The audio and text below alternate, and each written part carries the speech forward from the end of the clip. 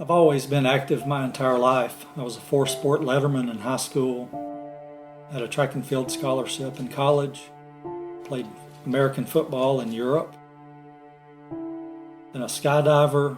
I've ridden my bicycle across the United States. I love to hunt and fish, been in the military, worked for the sheriff's office. Never dreamed at the age of 47 I'd have a heart attack, much less open heart surgery.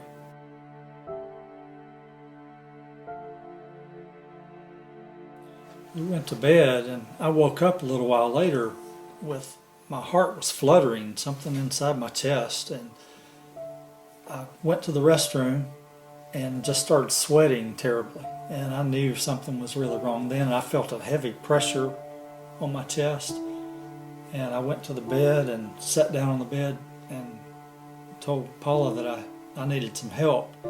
And when I stood up to let her out of bed, I blacked out and don't remember anything else.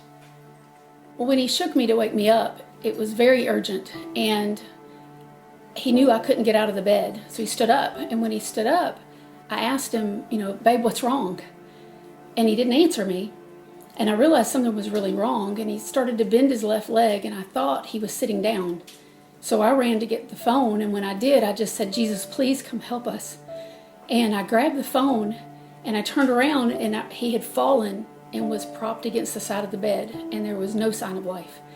And his head was bent in such a way that I knew he wasn't getting any air. So while I was talking to the 911 operator, I just pulled him back and laid him down to clear his airway. And a minute or two later, I guess he opened his eyes and he started saying, I'm okay, I'm okay. And of course I said, honey, you're not okay. And he just started saying, go get the boys, go get the boys. And I didn't want to leave him for a second because I didn't know what was going to happen. I didn't know what had happened. But he kept saying, go get the boys. And I want to see the boys. And I knew how much that meant to him. So I left and ran down the hall to get the boys, woke them, and then brought them to his side. And we waited for the ambulance to arrive. The ambulance arrived, and they prepped him, and then the boys helped carry him on the stretcher to the ambulance.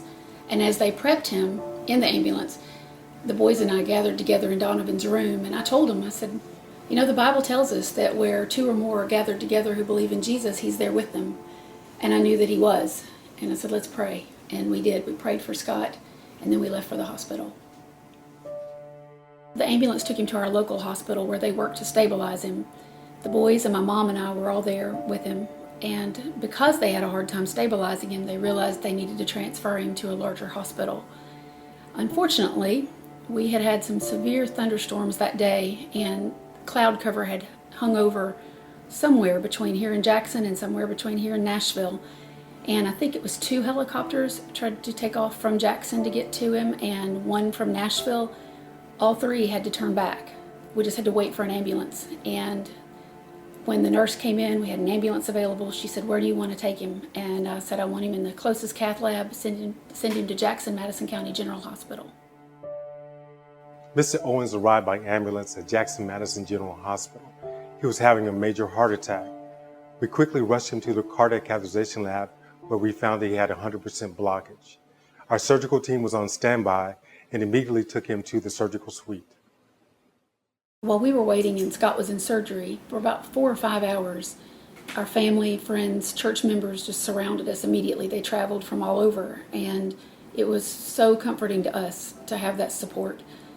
Then the surgeon came in and told us that Scott had come through the surgery successfully.